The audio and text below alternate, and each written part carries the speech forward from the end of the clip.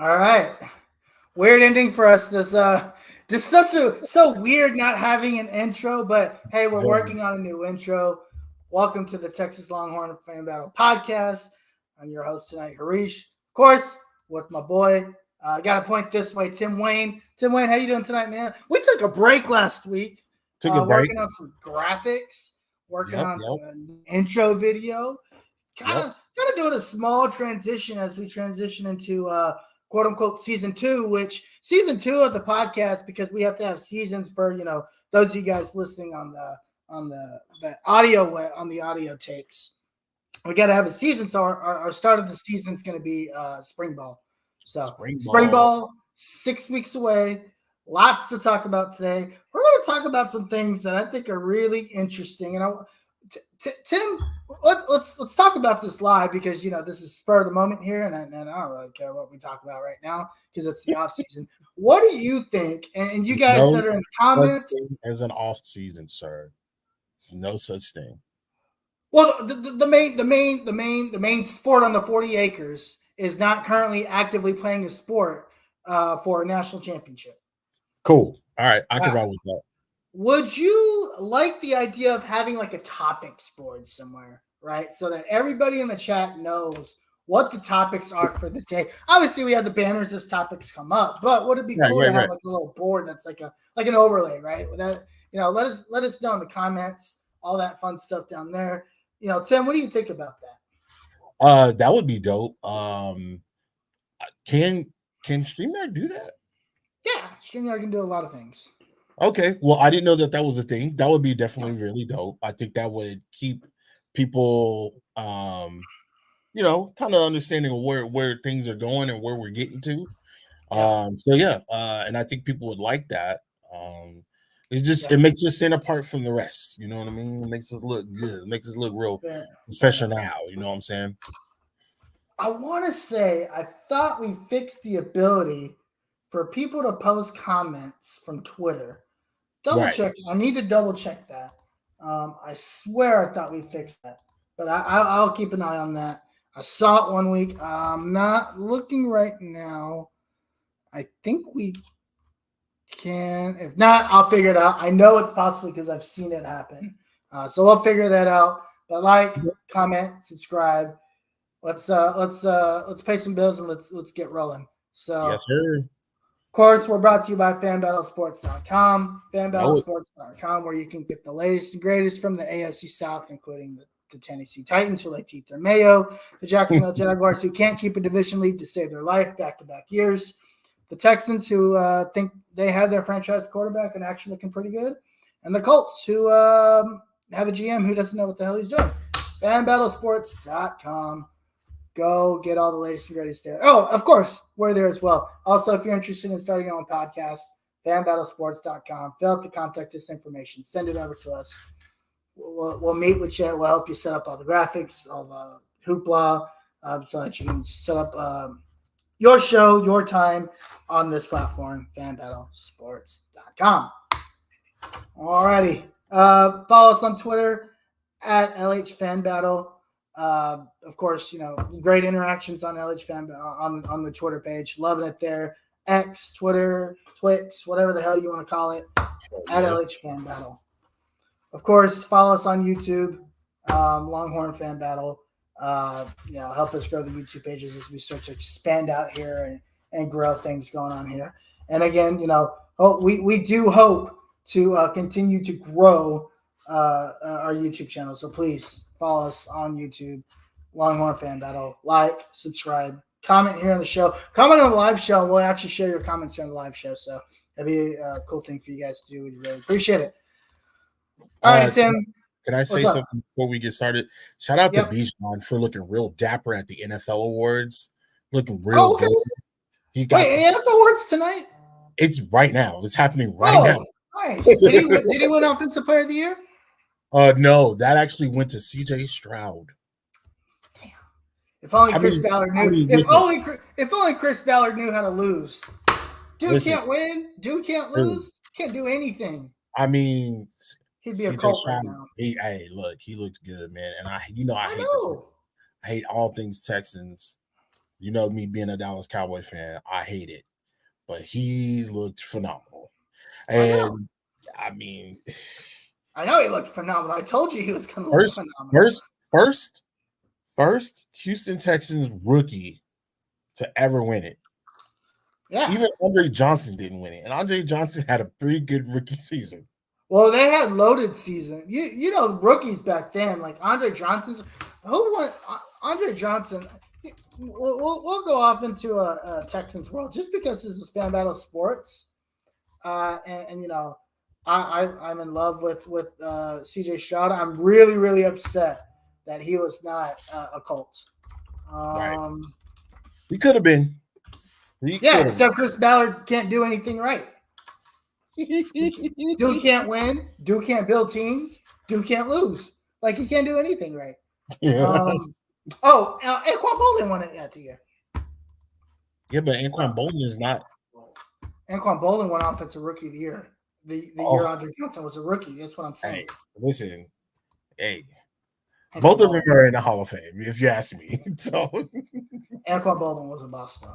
Anquan Bolden was the reason why the Ravens won a Super Bowl the last time they won a Super Bowl. That's true. He's also the reason. No, that was Fitzgerald too. He's one of the reasons why the Cardinals got to that Super Bowl with Kurt. Oh yeah, that we forget the Anquan Bolden years in Arizona. That was awesome. Bro, he was you know how many yards Anquan Bolden has a rookie? 1,500. God damn. Anquan Bolden as a rookie. His rookie year, he had 1,500 yards. Oh no, he had 1,300 yards. That's still a lot. That's a lot.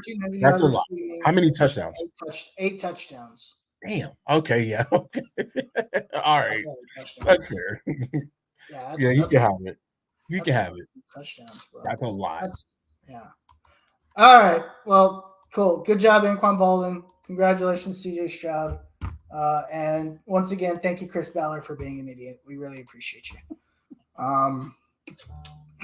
Wait. I got one more question before we go and talk about the topics for tonight. Okay. Are you off the Chris Ballard train? I've been off the Chris Ballard train for like 3 years. Okay, so you want him gone? I want him gone. He should have been. Chris Ballard should have been fired the moment Carson Wentz lost that game against the Jaguars. That was 3 years ago. I remember that. Wasn't I watching that game with you? No, I was watching that game crying at home because we came out and shit a brick. I felt that was the Phillip Rivers game that I watched with you where they were in the playoffs against the Bills. That was a great game. That was a great game, but they lost it and they should have won. They should have won. They were up. They should have won that game. Oh, I know that. Yeah, and then they're like, "Oh, Phillip Rivers, how about you don't come back?" And he was like, "All right, I'm just giving you overtime." And he was like, "I would definitely come back." Now he's coaching high school. Like, nah. Let's go get Carson Wentz, who can't even beat the Jaguars, and then we'll build a team around him that can't do shit. Dude, I remember that was such a big deal. They were like, "Oh, Carson Wentz is going to turn the Colts around." So I was like, "I seen what you're doing in Philly." You had a great run. You can come on Horseshoe Mob and you can talk about this because I actually am in the belief that Carson Wentz actually played pretty well that year. He shit the bed those last 2 games because Frank Reich is an idiot. He threw interceptions, dog. He was shot putting balls through the air because the coach wasn't doing anything to help him out. He wasn't giving him nothing. That's fair. Did you see Bryce Young this year? Yeah. Bryce Young is like 4'2", and all Frank Reich wanted to do is throw the ball down the field. That's the Frank Reich offense. Fair enough. And then he's like, "Hey man, we got to climb the mountains." Hey man, I get it. I get the frustration. Dude couldn't even get to the hill. My team got bounced out in the first round, so I get it. At least you made it. Must be nice. You won a division title. It's been like 12 years since the Colts have won the division. And we're in one of the worst divisions. It's 12 years since you won the division? We haven't won the division since 2012, bro. Oh. Yeah. So anyway, we're not here to talk about the Colts. Join us Tuesday nights, 8:30 Eastern. I think we're on a break. We'll be back in a couple of weeks. Again, just doing some remodeling there. We'll be back in a couple of weeks, and you can hear me shit on Chris Ballard Tuesday nights, 8:30 p.m. Central. I'll have you know I am partaking in a Whataburger. Did you see the Whataburger in Vegas? It is fantastic. On the Strip. And they're having a Super Bowl watch party, bro. As long as they have a bar. Yes, as long as you buy food or drink from that Whataburger, you can watch the Super Bowl there. Can you drink there? Yes, it's fully loaded, and it's 2 stories. It's the first Whataburger. It's the first Whataburger on the west coast. It looks so sick. It looks sick. I really want to go to that Whataburger. Maybe I'll go to Vegas on Sunday and just go to the Whataburger. Just go to the Whataburger. I'll leave tomorrow and just go to the Whataburger. I did see the beers. The beers are pretty pricey though. I mean, everything in Vegas. I mean, I saw a TikTok where this couple got like just regular sodas at the gas station, paid $23. $23. Yeah. For like a Pepsi and like a water or some shit like that. Yeah. It was crazy. All right. Anyway, let's get to Texas sports, Texas athletics. Couple things. Alumni game happened last Saturday. Yep. The Longhorn squad won 5-4, I believe, if I'm not mistaken. So that happened. Texas baseball starts in a week. Texas baseball is ranked number 6 in some polls. Yep. And number 8 in others. So they got this big time pitcher. I forget his name. So please, guys, Lamont. Here, I'll tell you in a second. You know exactly who I'm talking about. They got this big time ace. Which they got a couple. Yeah, which is what Texas is starting to become known for, pitching and outfielders. They struggled pitching last year, right? They only had a 2-man rotation. Of course, Jalen Flores comes back, superstar guy, sophomore. Porter Brown is back, redshirt senior. The pitcher you're talking about, give me 27 seconds. I'll tell you here in a second. LeBaron Johnson. There we go. That was a big time recruit. He came in. I don't know if he was a recruit or a transfer because he's a redshirt junior. I think he was a transfer. Okay, well, I just know it was a big deal. Oh, right? No. He's going into his 3rd season. He started for the first time as a redshirt freshman 2 years ago. Last year, I think he gets hurt last year. I don't know, but this guy is the ace in the pen this year. Right. Played very well last year. This is the guy that they're going to lean on. He actually has he went 8-4 last year with a 2.91 ERA. Right. I haven't dealt like completely swan dive into baseball, but there is a big picture that did commit to the University of Texas. It did make a lot of waves, especially over the Twitters. It pissed a lot of people off that he had committed to Texas. They thought he was getting a Ferrari. So I mean, for those of you guys that follow baseball, again, I'm trying to follow baseball. I find it very difficult to follow baseball. It's a lot. I'm a Rangers fan. I don't understand arbitration. I don't understand free agency. I'm just trying to get my head wrapped around Texas baseball, just college baseball, the antics around it. Right. But of course, you guys know who to follow when it comes to baseball. Nash Talk Sports. Follow Nash Talk Sports. We're going to try to have Nash on our show. Nash knows a lot about baseball. Yeah. We're going to try to get Nash on our show, hopefully here fairly soon. I'll actually reach out to him to see if we can get him on like early in the season. Again, but Texas baseball starts February 16th, next Friday night at the Dish, 7 p.m. against San Diego. Season starts. I'm very excited for this team. I think I've been hearing this team should be very good. Right. And are they Big 12 play or are they SEC play? No, they're Big 12. They're Big 12 play. Okay. So but they do play some SEC schools, right? So they'll play. Right. So there's the Astros Foundation College World Series Classic, whatever. Right. So they'll play LSU March 1st, right. Texas State March 2nd, Vanderbilt March 3rd. Which could be a rivalry. Yeah. Those two teams could definitely be rivalries in the future. I could see that happening. Oh, yeah. Vanderbilt's class when it comes to college baseball, right? Vanderbilt's one of the best in the country. Yeah. And, of course, Texas legendary. And LSU, they're no slouch when it comes to baseball. Yeah. As Texas moves into the SEC, SEC baseball is going to be nuts.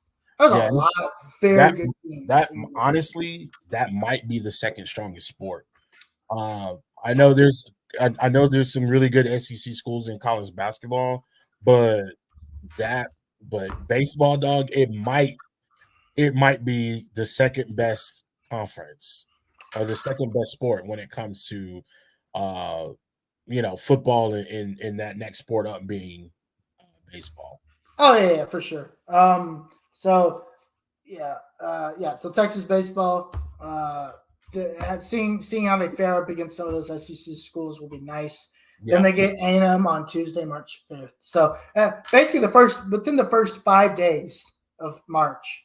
So basically 3 weeks from now, right? Less than 30 days from now, right. We'll see LSU, Vanderbilt, and A&M. That's a brutal. Because hey, look, Right before conference play. Right before conference. A&M's not trashing baseball. They're not trashing. No. I'll give them that. They might be trashing everything else. God, I can't believe I can't remember what that guy said. Oh, they're the class of the state. Oh, Mike Elko? See, he already clown showed himself. Dude. Let's National Signing Day. National Signing Day. National Signing Day. We're not here to talk about Elks. Oh, Jesus, I can't wait to kick the dog shit out of them. Anyway, so National Signing Day. Texas, of course, doesn't sign anybody. I think I tweeted out. It was either Tuesday night or early. No, it was Tuesday night because I don't wake up early. So Tuesday night I tweeted out. I was like, hey, don't expect Texas to do anything from a National Signing Day perspective. Yeah. Texas is done, right? They got their roster. They have the recruits. They finished with the number 6 recruiting class. Not that big of a deal. The one thing that they are kind of missing from a recruiting perspective, which we'll talk about here in a second, is they're missing those 1 or 2 guys in the state, right, that could push them over the top to be national 1 or 2, right? 3.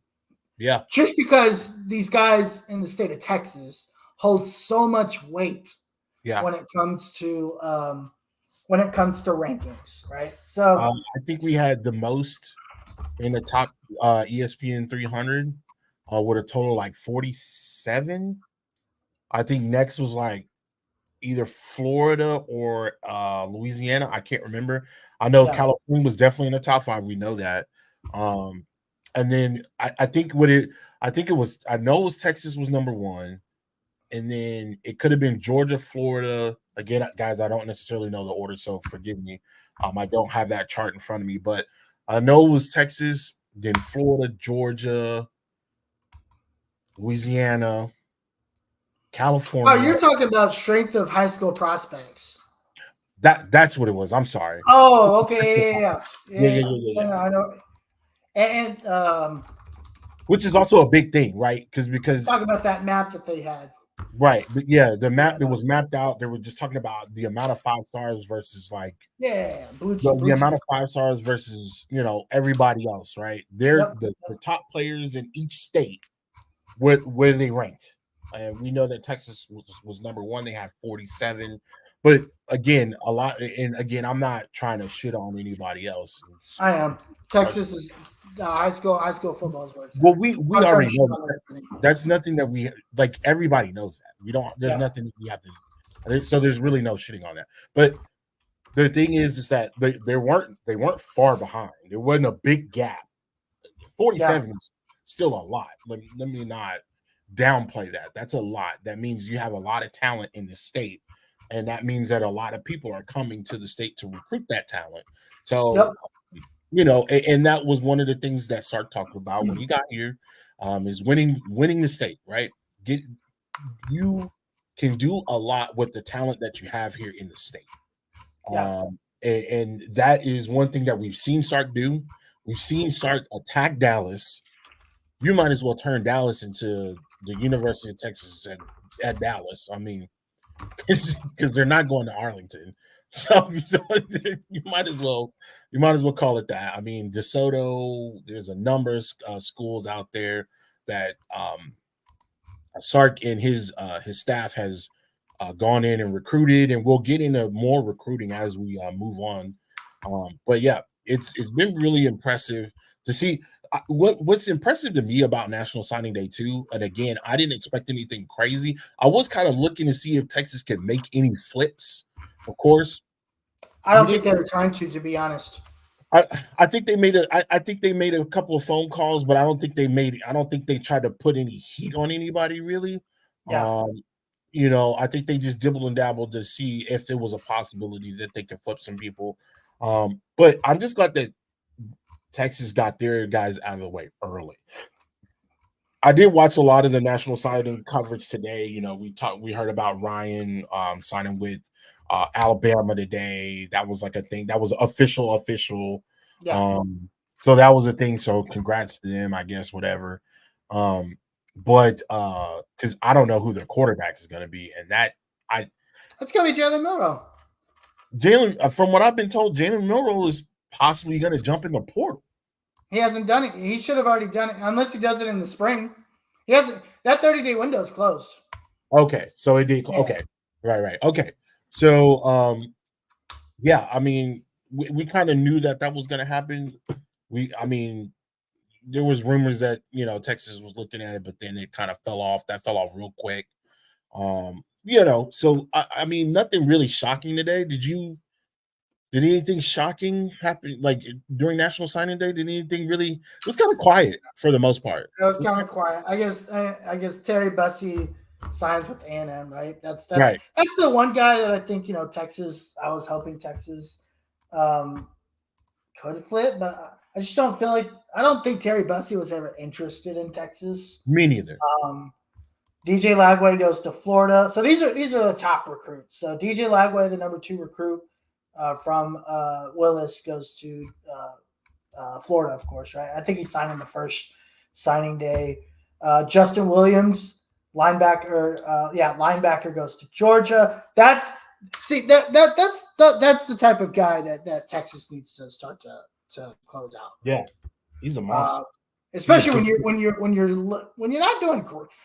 We're doing okay at linebacker. I think we'll be fine, right? You have Anthony Hill. You've got some guys, right? But getting a guy in like Justin Williams is important. These are the types of guys you need to get in the state. Right. Of course, Terry Bussey. That's a guy that you need. Now he can play safety. He can play corner. He can play just about anything. Yeah, he can kind of play everywhere. Weston Davis goes to LSU. Again, a Texas guy, 5-star guy. Yeah. Offensive tackle out of Beaumont. Get Colin Simmons, right? So that's the one guy. That's a 5-star plus guy, right? You get Colin Simmons, which is nice.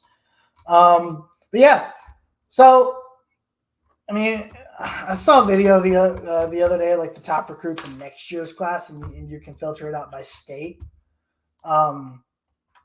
And some of these guys Texas are in there with, right? I mean, you look at the 25 class, just looking ahead real quick. Yeah. TK Moore, obviously he's committed to LSU right now. Does that change? I don't know, but that's a guy that you need to try to figure out and get. Yeah. Right now, but they had that was a thing that they were talking about too. As I was watching coverage of National Signing Day, they were talking about 25, right? They already have a way too early 25 class in Texas, even with three signings, they're still in the top 10, right? They got Lacey, who signed last year. I want to say he signed during the season, if I'm not mistaken. KJ Lacey, but he's been taking visits, right? Yeah, he's been taking visits, so. Yeah, that doesn't mean anything, right? It doesn't mean anything. But they're projecting that he's gonna continue to, see it through, I guess, with Texas. And then a couple other players, I want to say they were both 4 stars, and so Texas is still in the top 10. And then the way too early signing. So, man, it's just again just staying on top of it. We could go into the next thing because I think that kind of brings up the next topic in regards to delegation, and we've been talking about delegation for a while. We've been talking about how Sark has been able to handle the load, how impressive he's been with handling the load, and the people that he's put in the places to facilitate and to help with recruiting, with nutrition, things of that nature. Like we've seen Sark put these guys in a place. So yeah, I would say again, congrats to the signees. What just happened? By the way, breaking news, since we were talking about him earlier, we should go ahead and mention it. Okay. Andre Johnson has officially received an invitation into the Hall of Fame. Hey, listen, well deserved, sir. Well deserved. Andre Johnson. I don't know the rest of the class. I don't know if this is like. Is Darren Woodson in? Here it is. Here it is. Hall of Fame class. Hall of Fame class 2024. Oh my God.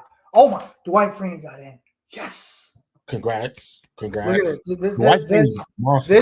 This class is stacked. Absolutely stacked. Okay.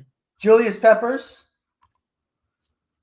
Devin Hester, Dwight Freeney. Devin Hester gets in. Dwight Freeney, Andre Johnson, Patrick Willis, McMichael, and Randy Gradisher? Gradisher?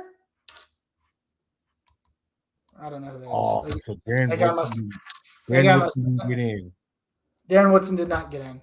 Oh, man, that's kind of hard though, man. Because like, think about it. That's like it's Andre Johnson. That's stacked. This is stacked with guys that we grew up watching. Yeah. This is middle school, high school. Yeah, like early college. Yeah. Bro, so, I mean, some of these guys early or late elementary school. Yeah. Bro, this is basically our entire school, our childhood. Yeah. It's crazy. Dwight Freeney. That's crazy. I remember when he was when Dwight Freeney finally gets in. I remember when Dwight Freeney. This was after the fact, like after he got let go from the Colts, and he went to Atlanta, and they were talking about like how pissed off he was because he felt like he can still play. People don't realize, like, Dwight Freeney is not your prototypical like guy. Like he's 6 foot. He doesn't have like super long arms, but one thing that he was always able to do is you couldn't stop the spin move. He was the only. He's so quick. He was quick. Like his feet was quick. Right. He can hit you in the knee. That's dope. Congrats. That's awesome. As a Colts fan, that makes me very happy. You gonna get a Dwight Freeney jersey, a 93? You know what I want to? I wonder if they sell like Hall of Fame jersey with the Hall of Fame patch on it. Yeah, absolutely. I need to get a Peyton Manning one, and I need to get a Dwight Freeney one. Absolutely. And I can hang it up in my office. And you need to get an Edgerrin James. What are we talking about? And an Edgerrin James, yeah. Absolutely. Bro, I don't have this much. Our Hall of Famers are about to start stacking. I mean, we still got to get Dallas Clark in there. Reggie Wayne's got to get in there. We got to get Clark. Yeah, still got to get Robert Mathis. There's so much going on. Anyway, Robert Mathis, is Bob Sanders a Hall of Famer? I don't think so. He didn't play long enough, in my opinion. That's fair. Okay, moving right on. He was hurt. I love Bob Sanders. If Bob Sanders kept playing, he would have been one of the greatest safeties ever. That dude was a beast. Bob Sanders would kill you. He was a beast. He would have ended up being one of the best safeties ever if he kept playing. Yeah, Bob Sanders could hit. He could cover. He was basically Tyrann Mathieu before Tyrann Mathieu was Tyrann Mathieu. Yeah, Bob Sanders was awesome, legend. All right. Anyway, back to. I mean, so let's get back to recruiting. So speaking of, recruiting well in the state, wanting to do well in the state. The couple things Sark mentions that I think is worth calling out. Right. Number one, he talks about how happy he was that he talks about how different college football is as a landscape because they didn't do anything this year. That's not normal. That's not a normal thing to happen on National Signing Day 2. They still had a press. He says, "Hey, I wanted to still have a press conference because I haven't talked to you guys in a long time. Kind of give you like the state of the program, what we're doing, where we're at." It ended up being like a state of the program type thing, right? Yeah. So that's number one. The number one thing that stuck out to me. Number two, he talks about a lot about. There's a lot of different things he talks about, right? He gives an overarching thing of how the program's going. He talks about the Kenny Baker hire. I finally get his name right. He talks about the advancement in the recruiting department, how he hires a new recruiting director, new director of player personnel. He hires obviously Brandon Harris as the GM, which we'll talk about in a second. Right. And he talks about what's next. He talks a little bit about all the transfers that came in because he hasn't had, he talked about like all the recruits in the first National Signing Day press conference. He gives a little bit about like basically every transfer that's here right now. He goes on to talked about basically how almost everybody's on campus except for like 5 people. I think he mentions most of them being transfers, but Bond is here, Golden is here, Bolden will be here in June. Colin Simmons, all these guys are going. This is winter workouts, and we talked to Coach Ware a couple weeks ago. What is winter workouts about, right? Is this do you bring the military in and do military workouts and kill your guys, or what is it all about? And so he talks a little bit about these guys, what he likes about everybody, what's one guy he was really really high on was Silas Bolden, and he's like, hey, a lot of these guys are new, but this guy is not just going to be he's not just a punt returner. He's not just a guy that plays in the slot. Actually, Silas Bolden was on Orange Bloods today. He was on House Divided with our guy Chad. Weekdays. Chad. Yep. Shout out to Chad. Weekdays at 12 with Jeff. And he talked about how he actually plays most of his time on the outside. Right. I think it's like 60 to do it. Yeah, he's not a big guy, right? But he plays big. He's 5'8". He's 5'8", but he plays big. I think he's about 170. Yep. He reminds me of a smaller, because what people fail to realize is Tyreek Hill, he's 5'8", but he's he's like 190. Like he's heavy. He's heavier. Most of the time you see those guys. I think of guys like Nerlens Noel, guys like that. They're smaller, they're quick. They can move. I'm sorry, not Nerlens Noel, Noel Devine. He used to play at West Virginia. He was Noel Devine, running back. Yeah, Noel Devine. Yeah, I remember him. Runner, he's smaller, 5'8". That's not necessarily normal people or normal colleges. They want in between 6 foot, 6'1", 6'3". We can get a 6'3". You got a Marvin Harrison Jr. that can run like that. Right. That's a unicorn. But the truth is, there are not too many of those guys out there, and that's why they're coveted the way they are. But yeah, he's 5'8", 170, but he's quick. He's quick, shifty. He can change direction. I feel like Sark is going to have him all over the place. Yeah, I don't feel like Sark is going to necessarily have him just like, just strictly on the outside. I feel like he'll be in slot. I wouldn't be surprised if he was in a run package. I just wouldn't be. We know what Sark can do because we've seen what he can do. Like Adonai Mitchell, we've seen he had Adonai Mitchell all over the place. He had Xavier Worthy all over the place after he caught a screen pass. So it's going to be exciting to see what he does with it. And he's proven. It's not that we know what we're getting. This guy's proven. He's done it. That's true. He's a dynamic guy. Here's a couple comparisons that were thrown out there. Tank Dell. Okay. One of them. And the other one was Hollywood Brown. His cousin, actually. Oh. His cousin. His cousin is Hollywood Brown? Yeah, his cousin. That's wild. I did not know that. That's wild. So Hollywood Brown. There's another guy that was out there. I was like, oh man, if we had that type of guy, imagine. I can't remember who it was, but Tank Dell was definitely. Hey, look, if we get a Tank Dell at Houston was amazing. Tank Dell was really, really good. Tank Dell had a great college career. Excellent, killing it in the league.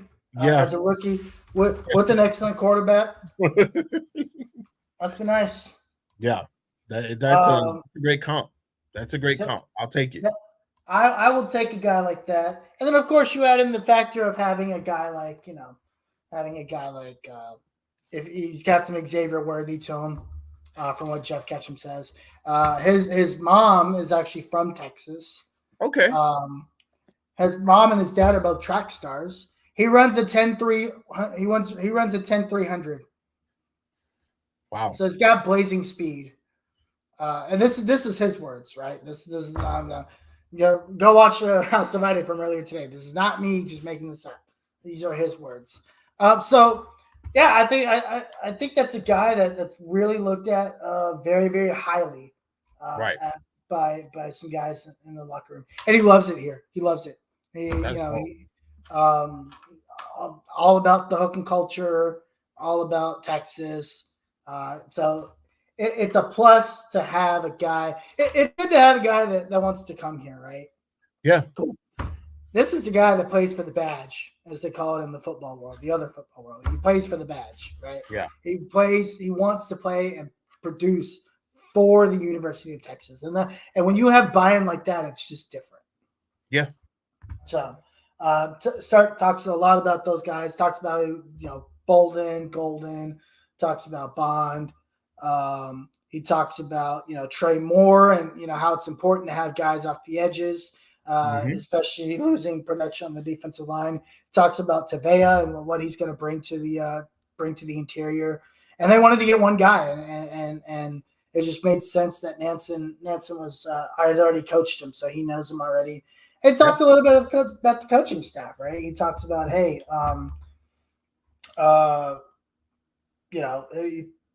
he bringing a guy from Arizona who was the defensive coordinator and a heck of a turnaround and what they did in just one season. Arizona was one of the worst defenses 2 years ago. I think they were like 80 something. Nansen comes in as defensive coordinator year one. They're ranked 30th this past year, and they basically pistol whip Oklahoma in the Alamo Bowl. I don't care what Oklahoma fans want to call it. Yeah. It could be Jackson. It could be Jackson Arnold's 200 start. I give 2 fucks. Honestly, I really don't care because you know what? If that was us, they would have clowned us. They would have. And they did clown us for losing in the CFP, so they can suck it. With their excuses, I really don't care. Yeah, we didn't even get blown out the game. Yeah. He then talks about shout out to Kyle Shanahan, former Longhorn, for making it to the Super Bowl. They're really good friends. Another Longhorn in the Super Bowl. Yep. Shout out to Charles and Minihue, man. Again, get well. Man, that sucks, dude. On the same play. On the same play, he forces the fumble on, and he gets hurt. That's what I saw. I where the hell? And not only does he get hurt, he tears his ACL. Yeah. Hey, get better soon, Charles. Excellent play. We will. I almost don't like talking about players like Charles Omenihu and Caden Stearns because they were so good here. And Tom Herman fucking wasted them. And we didn't get to see them we really didn't get to see them perform. I hate Tom Herman so much, man. I hate Tom. I will never forgive Tom Herman. I mean, Charlie Strong, I'm like, you know what? Charlie Strong was in over his head. Tom Herman completely screwed this program. Recruited really well. He is the reason why we get the rat of 4 or 5 star talent, but 3-star culture. He ruined so many good players. My God, how that man has a job is criminal. Absolutely, I cannot stand Tom Herman. I hate that guy. Man. Anyway, and then he talks a little bit about so you know what? He talks about the need for a GM. There's a very good question asked. He talks about the stupid cockamamie stuff about Arch Manning. I'm not talking about that shit. Yeah, I don't talk about that. I'm so tired of that. I think there's a new guy. I think there's a new guy in the media. And of course, he wants to be the new guy, wants to ask the new guy a question. So yes. Arch isn't going. He said that in December, dog. It's February. I guess the guy that asked the question is new to the Texas media. So he had to be that guy. Okay. So let's talk about the new. First, I want to get your opinion on what the GM is. But first, I'm going to read this to you, and this is what he says about new GM, Brandon Harris. So Sark on Brandon Harris. His perception of players, I thought, was impressive for a young guy. His perception of character, I thought, was very impressive for a young guy. His ability to communicate, I thought, was incredible. It was a guy that we've just grown. Our relationship has really grown over 3 years. So I felt like the time was right for him to assume this role. That is what he says about Brandon Harris. He also answers the question.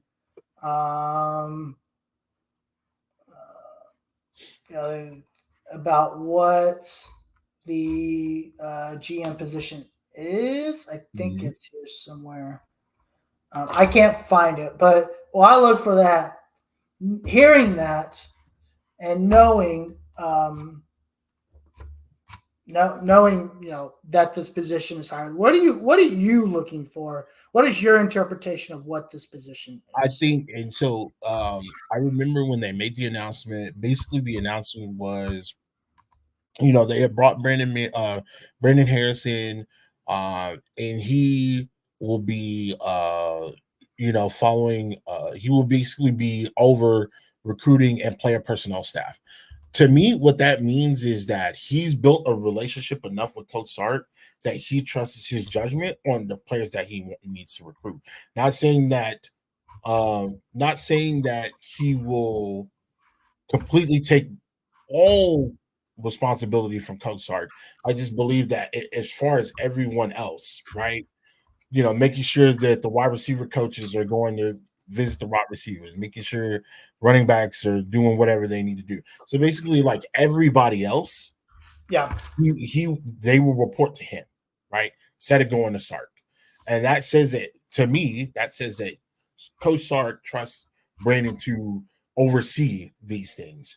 Of course, there are going to be trips where we see Sark, talking to big time players and visiting with them when they come in to recruit, when they come in for visits and stuff like that. We normally see one or two really big recruits that come in for spring ball. We see that, whether it's a Quinn or even an Arch, because remember Arch was there prior to him. Prior to him making his announcement, those guys were there, and so we know Sark is also heavily involved in recruiting. I just yes, think that, again, it's making the delegation say, "Hey, you know what? I trust you enough to do this. I'm going to give you the opportunity to, to not necessarily, like I said, take it over, but just to oversee things. And if there's some situations, if there's a situation with an assistant, they can go to Brandon instead of going straight to Sark, and then Sark could come to Brandon. It just sounds like he is building his staff out how he wants to. There were also a number of other people that got hired as well. yep. Got John Michael Jones, director of personnel. You got Taylor. I don't want to butcher this man's name. Taylor Surreals. Taylor Is it? Surreal. Let me pull it. I'm pulling it up. Yeah, I don't want to butcher his name. Taylor Surreals is director of recruiting. Kendall Perry is also director of recruiting operations. So to me, that just says that they built a team specifically just for recruiting. That's Yeah, I that's think how, it's and Taylor Brandon is the Searles. head. I think it's Taylor Searles. Taylor Searles. Taylor Shields, right? Yeah. So Brandon is just the head. Um, Brandon will be the head of that, and they will trust these other guys, to do whatever it is they need to do, and they'll have their own directives. Like we'll probably find out more about that as they'll be more like public facing, right? Because I Sure. imagine these people will be out in the press. They'll be doing press conferences, things of that nature, and letting people know what's going on within the program. And so we'll find out more of that. But I just think he's building out a staff that's comparable to the NFL because they have this type of stuff in the NFL. That was my first thought. He's building an NFL. He's building a front office. Right. Right. Yeah. I think there's a couple layers to this. Number one, Sark is we all know Sark is very good at recruiting, right? He's really good. There's portions of recruiting, however. Actually, let me step back. I really see three layers to this position, right? This GM position. I think recruiting is one of them, right? Right. Having a guy that does all the back end work to recruiting, minus going to the player, and I think Stark is still going to do in-house visits. He's still going to be the guy that does a lot of the talking. I think he will be heavily involved. He just won't be involved with every single thing. That's a lot. Exactly. Yeah, it is a lot, and it takes away from his ability, especially in season, to coach. Right. Right. So That's one piece. I think Brandon's going to handle a lot of this. Number two, I think it's the transfer portal. Right. You're now going to have a guy that is solely dedicated to looking at and working with this team to look at the transfer portal all the time. Yeah. Where are we at? Who's in there? Who's out of there? Where are they at in their process? Can they even fit? Like these little details that are different. We talked about it a couple weeks ago, right? Transferring isn't just saying, "Hey, I'm going to Texas and you show up," right? Right. There's a process to it. There's a feel to it. So I think he's going to do a little bit of that as well, right? Yeah. And then thirdly, I think the most important that kind of funnels into the recruiting and the transfer portal is roster management, right? Mm-hmm. Who do we have on the roster? Who do you have? How many sophomores do we have at this position? How many players do we have at this position? What year are they at? How are they doing? And that's where your player personnel comes in, right? Hey, JMJ, Silas Boland's not happy. Let's find out what's out. And a lot of the player management and player relationship management is something that he's going to be responsible for as well. So I think these are like three buckets if you were to put it in there. Transfer portal and recruiting, you can put in one bucket. Relationship management could be another bucket. Player relationship management. And then your third bucket is going to be roster management, right? Knowing at all times what your roster looks like. And I think Sark is still going to be very heavily involved in the actual recruiting of players. Right. Coaches are going to be heavily involved in the actual recruiting of players. They are going to have a blueprint to work off of every year that is handed to these team of four folks. And that blueprint is going to come from Brandon Harris being the GM of the team. Right. Now, the only way this position is different from like an NFL GM is Sark at the end of the day is probably is over the head coach, is over the GM. The GM is not over Sark. Sark hired the GM, right? Yeah. So that's the only difference. In the NFL, the GM's over the head coach. And in these aspects, and there's four colleges, right, that have hired a GM. Alabama, of course, Ole Miss, that I know of. There could be more. Alabama, Ole Miss, Texas, and C tier A&M are the four schools that have hired a GM. So, by the way, complete selfish, time, just an opportunity to take a hit. Did you notice how A&M said they hired a GM 2 hours after we said we hired a GM, but then they said it had been ineffective since December 5th? What a bunch of losers. Well, let's take a moment to point and laugh at how stupid that program is. Just why? And listen, I'm not just saying this because I don't like A&M. I don't know what the fuck they're doing, dude. What are they doing? I don't think they know. I think they're just trying to figure it out. I honestly think they're just trying to figure it out. Look, Mike Elko just got here. Again, in college football, everything runs through the head coach. It is not like the NFL, right? Right. Elko just got here. He's trying to figure things out. He's bringing in his buddies. Like his GM is some guy that he knew. But it feels. But some of the things he's saying. I don't go and look for A&M stuff, right? This stuff. Well, I kind of fill their timeline with it by talking about so much shit. I'm not even referring to the time. I'm talking about like, we watch sports a lot. Like we watch a lot. We consume. Me and you on a daily basis. I know from the time that we wake up, and I wake up before you do. You're still up. You're getting ready to go to sleep. I catch the late night stuff. Right. So by the time I wake up and by the time you get ready to go to bed, we consume probably about, and guys, I'm not joking, me and this guy probably consume more than 20 hours worth of sports content on a daily basis. I'm talking podcasts, whether that's JD Pickle, Josh Pate, Texas, with what Anwar's doing, Nino's Corner, all of it, right? We cover a lot of information on top of that, anytime we pick up our phones, we follow all of those same channels that I just mentioned and more, our own channel, and we have ESPN. Like all of the information that you could think of, it's coming to us 100 miles an hour for majority of the day. When I see A&M stuff, I don't know what the hell they're doing. It doesn't make sense.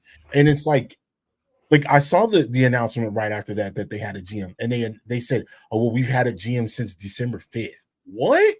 It was so weird. It was so weird. Why wouldn't you announce it December 5th? First off, do you know what? And then why did you announce it 2 months later? December 5th was conference championship weekend. Why wouldn't you announce it then? What are we doing, A&M? Listen, A&M, I hate A&M in Oklahoma enough to not even care about what they're doing. So when it's stuff comes across my timeline and I don't know exactly, and it's not like I'm like, oh, I don't know what they're doing, let me just make fun of them. I go and try to understand what's going on, and then when I do go look this stuff up, it still doesn't make sense. So it's just like I don't know. Let's move on. Let's just move on. We got bigger things to worry about than I don't know. A&M they're so trash. It's so I know you saw this because I saw you talking trash about it. With TCU, when we played TCU Saturday, and you were like, it was this post that said it was on the TCU Twitter account, and they were like, "We're gonna give 500 horns down shirts away to people, the first 500 people to come into the stadium." Oh, and then you reposted it. You reposted it. And he was like, "Well, that didn't end well."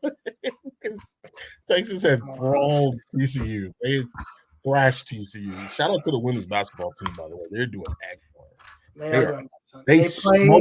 They smoked Kansas State on Saturday. Good God. They basically dominated that game from beginning to end. And Kansas State was number 2 in the country. Yeah, I was not impressed by Kansas State. Kansas State was like hot guard. That was their third loss. And they have a week off. They don't play again until Saturday. Yeah. The women. Yeah. But, I mean, it's Thursday, so it's a couple days at this point. Yeah. But, yeah, dude, it's very interesting. I like what Sark is doing. I love it. I think it's great. He's getting ahead of the ball. And it's obvious what he's doing. It's not, it all makes sense. This all makes sense. Being very intentional. He's intentional. He knows he's going on and saying, "Hey, these are people that I trust. These are what this is what people are going to," and you can see it from the structure. Like you said, there's only a couple of teams out there that have this structure, and majority of those people, they have some type of NFL experience. Yeah. Outside of A&M, I don't know if A&M has any NFL experience. We know about Bama. We know about the big dogs, right? Yeah. A lot of the big dogs, they kind of have the same structure. I kind of wish, and again, this is going off on a tangent. I kind of wish that going forward that should be a thing. That might need to be a thing for everybody because it's too much, bro. It is too much. The amount of responsibility that a coach has, I've always wondered, like, damn, like, why is some of these coaches, they'll be like 35, 36 years old, they have freaking bald spots on their head. Now I see why. It's not bad. It's not genetics. It's freaking stress. It's stressful. It's a stressful role. And these teams are not waiting anymore. They're not waiting 5 years. That just doesn't, unless you're A&M, it's not happening. It is a 24/7 job at this point, right? 365, dog. Yeah. That's why I said. Well, I mean, there's the opposite of it is happening too. A lot of these college guys that don't want to do this are leaving for the NFL. Yeah. Boston College head coach left and took a OC job. Yeah. In the NFL because he just didn't want to. It's not for him. Like but that's completely. He's actually doing really well. The entire Michigan staff has been gutted. Well, they have some other reasons. That program. They're running from sanctions. Yeah, they're running from trouble. Right? That's a little bit different. But I mean, but Sharon Moore is going to have to deal with all this, right? Yeah. Plus whatever sanctions he's going to get. Right. But overall, I think Sark is headed in the right direction. The other thing I want to talk about this quote that he sent, and I tweeted this quote out. And I love this tweet. I love this quote. He basically says, and this is talking about winning championships. Okay. And he says, title expectations is basically what it is, right? Okay. I came here to win a championship. If I can get one, I want to get two. I'm borderline obsessed with it at this point. I know what it tasted like last year. I know how close we were. And I couldn't wait to get back. This man is on a mission to win the damn title. Like, ASAP. It's the redemption. It's awesome. I mentioned it sparingly throughout the year. It's such a freaking. Do you know how crazy of a redemption arc this would be when he wins that? When he gets the hoist that trophy, it's going to cap off everything. He's done it on almost every level, dog. He almost won the Super Bowl against the Patriots. They should have won that game. Okay, he was the OC. He was the OC at Atlanta. Then he backdoors, leaves Atlanta, goes to Bama and completely kills it. He gets quarterback after quarterback after quarterback, gets a couple Heisman winners in there, throw those guys in there. He gets arguably one of the greatest wide receiver rooms ever, and and they kill it. You know what I'm saying? Yep. They go and win a national championship. So he's seen it from an OC's perspective. He's almost been to the mountaintop in freaking college. I mean, in NFL. Mm-hmm. He's the only thing he hasn't done technically is win as a head coach. Yep. And he's right. He's set up two teams. Dude, could you imagine? People don't realize he set that Washington team up for Chris Peterson. Right. And then he bolted to USC. He set that team up for Clay, whoever that guy is. Clay, Todd, whatever that guy's name is. That guy was terrible. And not to mention, again, I've watched that game ad nauseum now, and it still makes me sick to my stomach. If they call the pass interference on Adonai Mitchell, that clearly happens because he was draped over that guy's back, and he catches the ball. That's a touchdown. Texas goes for two. Or no, Texas. They don't have to go for the one. You don't have to go for two. Come on. Yeah. You don't have to go for two. They catch the ball. They win the game. They play Michigan. We don't necessarily know what Michigan is, what happens to them, but it's still, you got to the national championship. And a lot of people expected Texas to win the national championship. There was a lot of people that was high on that. This was the easiest path. And their expectations have just grown exponentially over since then, because people are still like, we talk about Kirk Herbstreit, we talk about these big college football analysts, and they're like, yo, y'all gonna have to deal with these guys in next year. You're gonna have to these guys are not gonna be one and dones. They're not gonna be at TCU. That's not gonna happen. They're young, they got the experience, and they're bringing people in. They're bringing in blue chippers to replace blue chippers, which me and you as fans have always thought that they should be already there. But of course, they had a decade where they were down, but it's quickly turned around with Sark. And that's the most impressive thing. He's done it in a very quick amount of time. Some people think he should have, there were some games that he left on the board within the first 2 years. I can't knock that. As much as I'm a fan, I am going to be critical. He left especially the first year, he left 3 games on there. But anyway, there's a lot that Sark was very, very close to. But at the end of the day, I like what he's doing. I like what he's doing. There's no regression. Yeah. It's only been progression. Listen, all I'm going to say, if Sark wins the SEC, it's over. If Sark wins the SEC and wins the national title this year, this is the you won't be able to shut me up. This is the time to do it. Yeah, and you know what's really crazy? Sark, there is a very high possibility I'll put like a 60%, 65% chance that Texas and Georgia play 3 times this year. Shit. They play, all right, Georgia comes here. Right. I think they're going to play in the SEC championship game. Okay. Early prediction. Okay. And they might play in the playoff. Where there's 12 teams. Ooh. That's rough. They could play each other 3 times this year. That's How rough. crazy is that? Unheard of. That would be unheard of. 2 of Nick Saban's former assistants might play each other 3 times in the same season. That's insane. That is crazy. Yeah. And I'm here for it. Yeah. I can't wait to see it, man. Listen, man, I'm all about the chaos when it comes to college football. I love the chaos. But, again, we'll be able to see the 12 deserving teams as they roll in next year. We'll see all the conference champions in there, and they will get their spots. So, is it fair to say that if Texas doesn't make the playoff every year's a disappointment now? Are we at that level? Yeah. Okay. Unfortunately, and okay, I'm not saying they're going to have to win the SEC. They don't have to win the SEC every year to get there. No, they don't. They have to make the playoff every year. There should be a top 12 team every season. Yeah. I think with the amount of talent that he's getting now, and it's not under the this is not an under the radar type situation. This is making national news.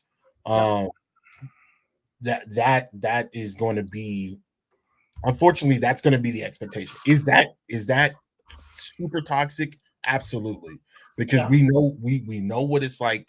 We've seen an injury-ridden year. We know what those are like, where we lose some of our best players.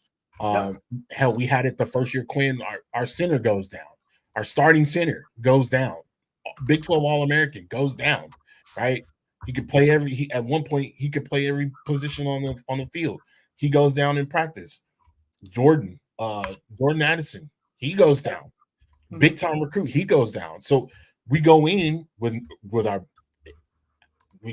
losing our starting receiver, one of our starting receivers, and our starting lineman, our starting center.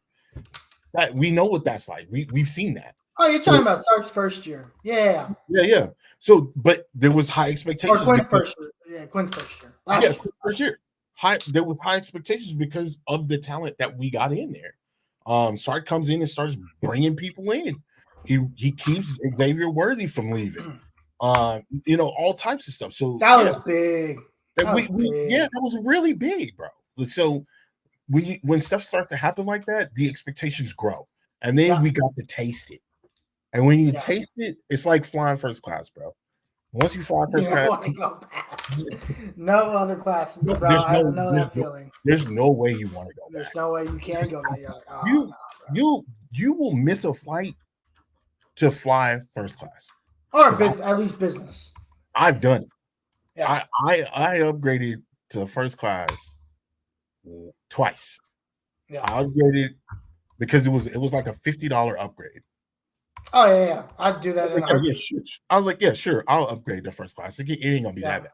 Greatest decision I ever made in my life. Got on the plane. Hey, you want some champagne? Hey, you want this? Hey, you want that? I didn't even know dude. This is a 4-hour flight. Why am I getting all this stuff? Bro, yeah, this is the amenities when you ride first class. I'll take it. I haven't been on a plane since. And guess what? When I look at plane tickets and where I want to go, I don't look economy. I look first class because I don't want to ride economy anymore. So we're planning a couple trips, and that's how we looking. So that's how we've got it. We've been in the driver's seat. It ain't no turning back now. Ain't no turning back. That's it. Listen, the expectations have always been high. And this goes back to the conversation we had about J.D. Piquel, about why he rated Sark as the third best coach in the nation. And his points are these are the things exactly of what he talked about, right? I talked about this yesterday. I made a post about it. Talked about, all the things that JD says. Absolutely right. Right. Texas is hard to win at. It's really hard to win at Texas. It is harder to win at Texas than it is anywhere else. Yes, we have all the resources. Yes, we have all the money. Yes, we have all these things. The expectations at Texas are higher than they are anywhere else. Yeah. The pressure to win at Texas is higher than they are anymore. I guarantee you this: if DeBoer, loses 3 games this year and they make the playoff, Alabama fans aren't going to be pissed because they're still in the hunt. Right. But if Sark makes the playoff and they're 9-3, that's not good enough. Why didn't you win the SEC?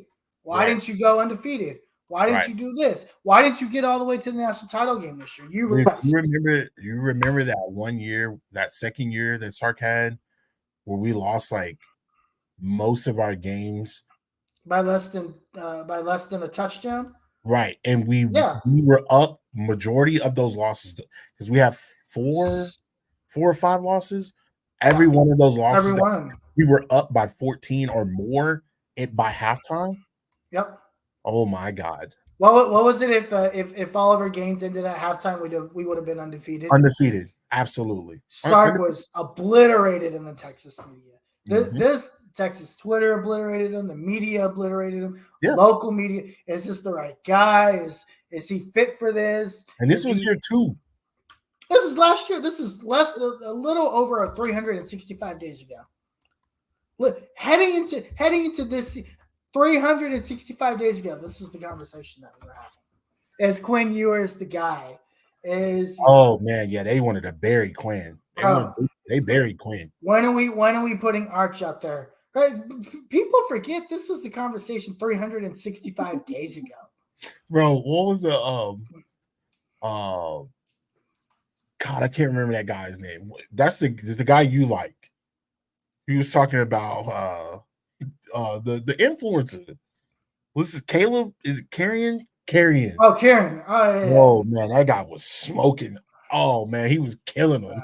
Karen's my guy. I'm trying to, Karen, if you're listening to this, which you probably aren't, but if you are, come on, man. Come on this show, bro. He was killing them. That dude is hilarious, bro. I know you don't think he's funny. I love Karen. I think Karen's hilarious. And I think he's great for the community. When it comes to communities like Texas that are so toxic, you need people that are crazy like he is. He is super toxic, bro. He's not toxic, though. He's crazy.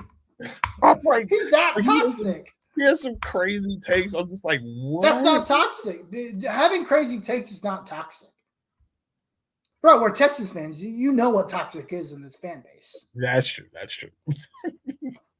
My God, that guy is hilarious. Are we about to be toxic on the next segment?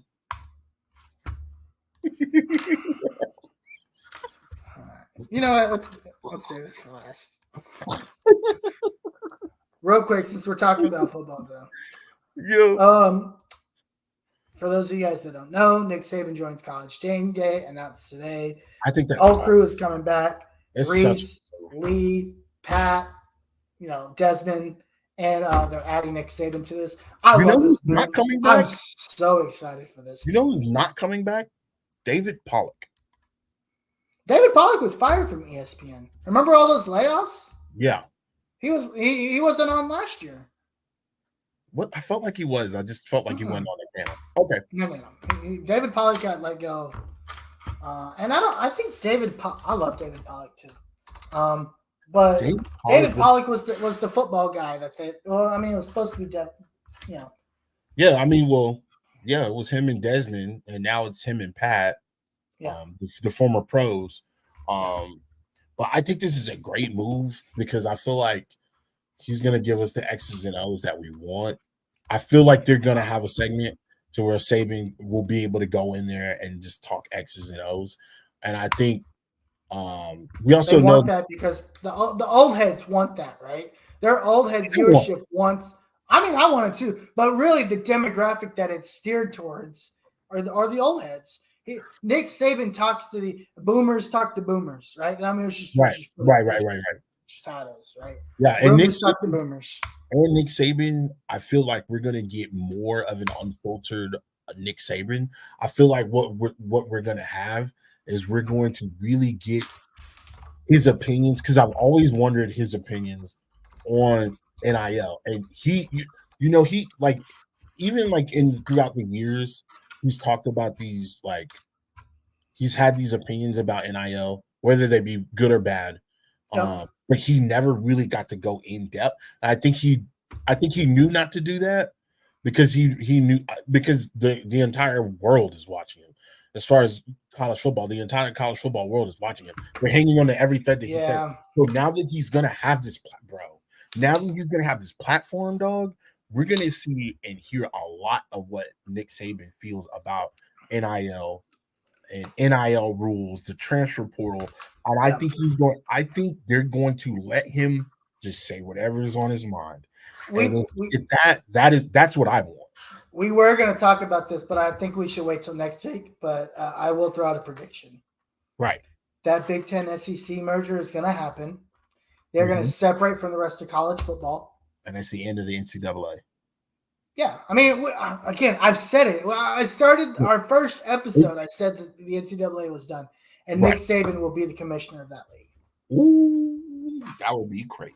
That would be awesome. I want it. I'm here for it. I love Nick Saban. I just hated that he won all the time. It wasn't. I hated Nick Saban. I hated Nick Saban in Alabama. But I just hated the fact that he won, right? If he was Nick Saban at Texas, I would have loved him even more. I think Nick Saban's a great guy. Obviously a legend of the game. Oh, man, I love Nick Saban. This close from getting him. Hey, we got the last laugh, so he can suck it. We got the last laugh. All right. I don't want to spend too much time on this. I'm going to say this. Well, let me set it up real quick. Okay, go. Do your thing. Right. So Texas basketball right now, unranked, just lost another game that they should have won to Iowa State. This team, on any given night, I don't know what this team is, right? Sometimes they look really good. Sometimes they look really bad. Sometimes they just look lost. Yeah. Right. Right now, they are not ranked, but as of the latest bracketology today, I think this morning, they're actually projected as 7 seed, which I think is very honorable, despite and I think a lot of these ranked wins that they've had recently has helped with that. So this is kind of what I think needs to happen. They need to win one more ranked game, and they're locked into the tournament.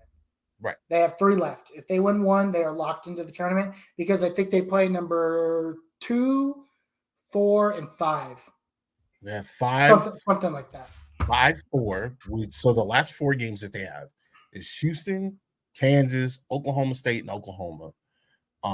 Perfect. They just need to win one of those games. Listen, to me, if you have Texas should not have, and this has always been my thing. You really shouldn't have a 10-loss season. Not with the talent that we've got right here. Honestly, we have a boatload of talent. These guys can jump out the gym. They can shoot when they want to, right? They're very streaky. And we learned that, in the Iowa State game. There's no reason why you're jumping out. Iowa State's jumping out. What was it, like 12 to 2 in the first half? In the first 3-4 minutes of the game. It was an absolute, I didn't feel confident going into this game at all because Iowa, for whatever reason, they're just automatically good. I don't know why. They're a good team this year. Iowa is fantastic. They've only had 3 losses on the season. They're tough at home. They're tough all the way around. The Big 12 is absolutely imploding on itself. Yep. It's kind of crazy. They've lost 3 games, right? They got dog walked by BYU, but so did Texas. Right. They lost to Baylor by 2. Right. They lost to A&M by 4. Right. And then early in the season, they lost this weird game to Virginia Tech by 9. So they've lost 4 games. They're 17-5. This is a very good. They also beat they've also beaten TCU, Kansas State. They beat number 7 Kansas. They've beaten Houston. This is a very good Iowa State team. So we don't want to take away from Iowa State. Yeah, we're not taking away from Iowa. But we are their Super Bowl. I'm not taking away from the conference because the conference is tough. It's such a good conference. It's one of the best conferences, if not the best conference. And then they added Houston, which didn't make it any better. Houston is basketball-wise, Houston is crazy good. Yeah, they've always been really, really good. So should have beat those assholes, but we definitely should have beat them. But just over the last three games, especially, I've noticed a thing, and they're very sporadic, right? When they're on, they're on. With like the game against not BYU, the game against Baylor, they looked great. Yeah. The game against Baylor, phenomenal. They were hitting shots, they were getting rebounds, they were playing defense, they weren't turning the ball over. I remembered these stats because I really sat down and as the game was going, I penciled every stat down and then I went and checked to make sure I was right. Iowa State had 8 turnovers. Texas had 14, dog.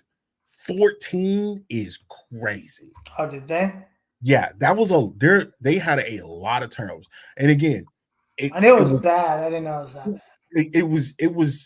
It was telling from the start, right? Yeah. We knew what was going to happen. We knew we knew Iowa just wasn't going to roll over, or Iowa State wasn't going to roll over. We knew that. But you can't have 8 turnovers against an Iowa State and expect them to roll over and die. Yeah. And the way Iowa State plays is a lot of what they do off those turnovers is they shoot threes. Right. They hit you with the 3 ball off the turn, and they did that a lot. Right. And you know what? They shot Iowa State shot 35% from 3, which is not that great. Not that great. But you can't shoot 21% from 3. We only hit 3 3-pointers that entire game. That is bad. That is real bad. If you make half of them, you win. Right. Free throws was not a problem. Free throws is not. I think we were 90% of free throws. I can't even remember. Actually, really good. Yeah. So Texas goes 18 from 20 for 3. One thing we do very well, we hit the free throws, which is surprising, and we get blocks. That is something that because I said, 8 blocks. They had you jump out 8 blocks. Yep. We can jump out the gym, but 14 turnovers is crazy. There's a couple things about this team, right? Offensively, if Dessou and Abmas aren't playing well, this team is screwed. And Dessou played well. No. Don't do that, Tim Wayne. Dessou and Abmas were ass for 75% of this game. Okay. They were 3 for 50. They were 3 for what were they? They were 3 for 18 until about 6-7 minutes to go in the game. Yeah, they were atrocious. If Dessou ends up with 28, he should have had 40 in this game. Abmas ends up with I think 20 or something. He should have had 30. If these guys are not scoring the basketball, Abmas is 13, but he went 3 of 11. Oh my God, he was trash. Over 5 he didn't make a single 3-pointer. Dessou goes 10 for 19. And Dessou starts the game 1 for 8, 1 for 9. Pitiful. He was pitiful. Look, I have no problem with throwing this team under the bus and throwing teams not under the bus. He was pitiful. This is another thing that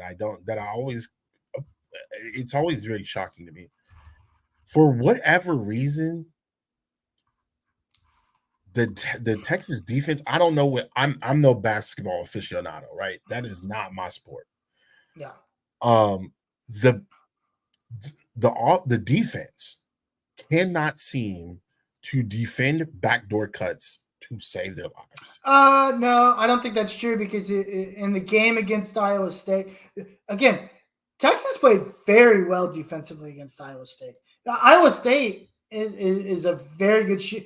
Iowa State normally shoots about 40-45% from 3. I think they only shot 30% from 3. Yeah, they didn't. At one point, Texas, and if you look at the way that game was played, Texas defensively played the game very well. They were in there. They would go man to man the whole game. They're in the face of the defender 90% of the time in that game. How do they let little things go? It happens on certain possessions, whatever. The problem becomes is when Texas is not scoring. They don't have the ability to set up defensively the way they want to, right? So you can't get those, when you're down by a lot of points, you have to score so you can set up your defense. what was happening is they were getting all the stops. There was one point where it was like maybe 8 minutes into the second half. Iowa had only scored 3 points. Right. Yeah. They stifled Iowa State. The problem is they were also stifled. Like they couldn't hit a shot. So at the backdoor cuts, that was a BYU thing, and they did that against BYU because they didn't. BYU could hit. They could shoot you out of the gym. Yeah, BYU is again another really good shooting team. So they said, hey, you can have your backdoor cuts because 2s are less than 3s. Right. But again, that's fine. But you have to. They offensively cannot get it done. And the problem is offensively, if Dessou and Amos are struggling, they don't have a third guy that is consistent enough. Right. To step up and fill that void. That was supposed to be Tyrese Hunter, but Tyrese Hunter sets ass from a straw. That dude is absolute garbage. He sucks. He has regressed since the day he stepped into this gym. Moody Center open and Tyrese Hunter closed. Like literally, the dude is terrible. He's like the Dwight Powell of the Texas Longhorns. Oh no! I'm so sick of him and Brock Cunningham. If they were benched the rest of the season, I would not be mad. Yeah, Brock Cunningham has become a problem. Huge problem. My thoughts on this is that whatever it is them stifling within the last, or the first or second half, whatever the case may be, they got to get that together. Their last 4 games, I'll go over them again so you guys know.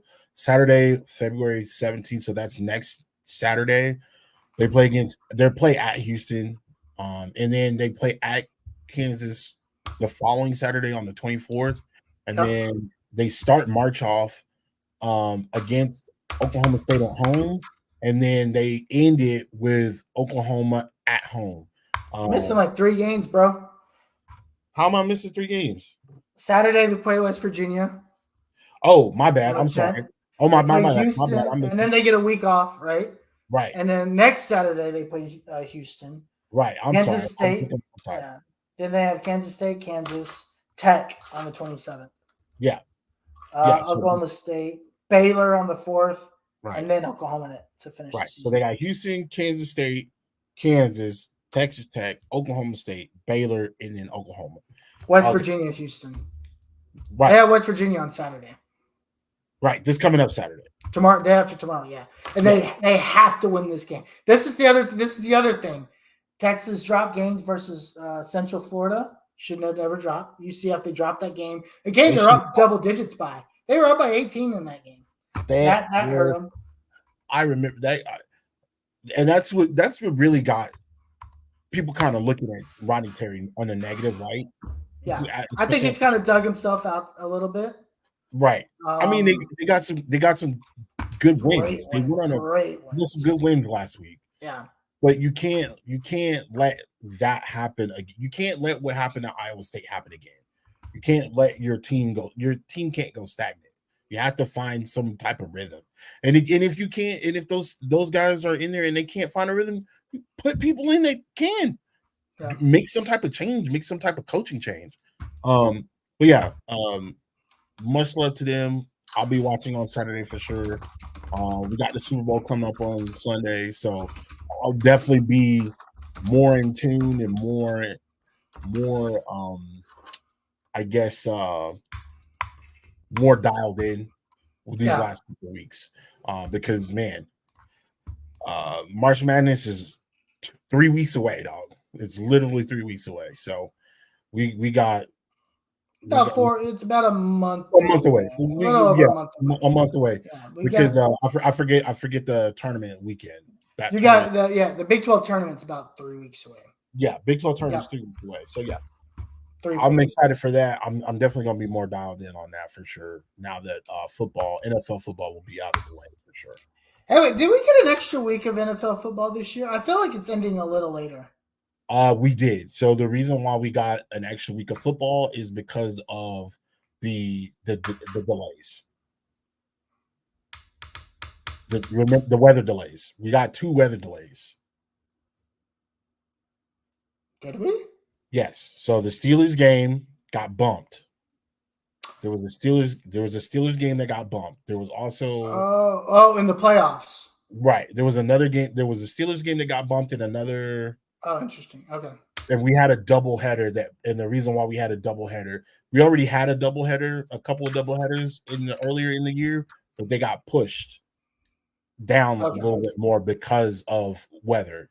So, shout out to Carlos Yates that says Tennessee Volunteers are the only team that matters. Listen, the real UTC, baby.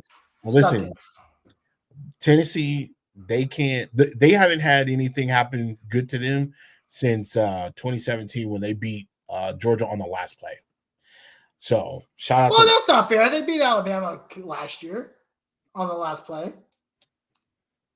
I think the more Alabama had a down year last year. Okay. So with that being said, who cares? We're the real UT. We're Daddy's here, baby. Suck it. Big Papa's here. Big Papa's here. I don't really care who had a better year. We're here now. Closing thoughts. Couple things. I mean, honestly, Texas basketball needs to get some wins. Yeah, for sure. Baseball season's next week. Yep. So very excited for baseball season. And look, we are just 6 weeks away from spring training. Sorry, fall camp or spring camp. So we will be covering spring camp. I'm going to try to get us some media passes, credentials. I'm going to try to figure out how that works. Tim is gone. He'll probably be back here in a second. Got kicked out. And try to get us some camp passes to try to get out there during spring practices, so we can kind of keep you guys in the loop on what's going on. As we head into the off season, into the bulk of the off season, Texas has 10 guys, and we didn't really get a chance to talk about this, but Texas has 10 guys that are going to be at the NFL or expected to be invited to the NFL Combine, right? So the program as a whole is in a very, very good spot. Steve Sarkisian is the right guy for this job. He has proven that he's the right guy for this job.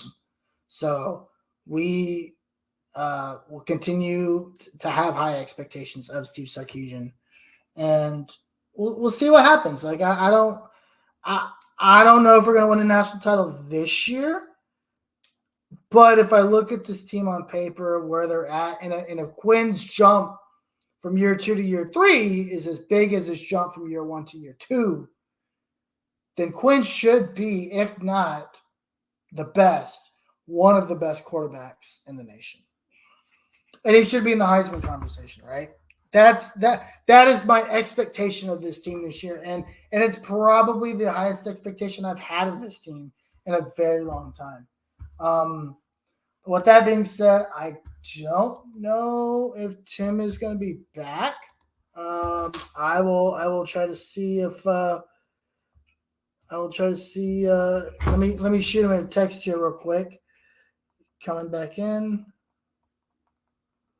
If not, that's fine. We'll go ahead and end it there. But guys, thanks for joining us. It's been a couple weeks.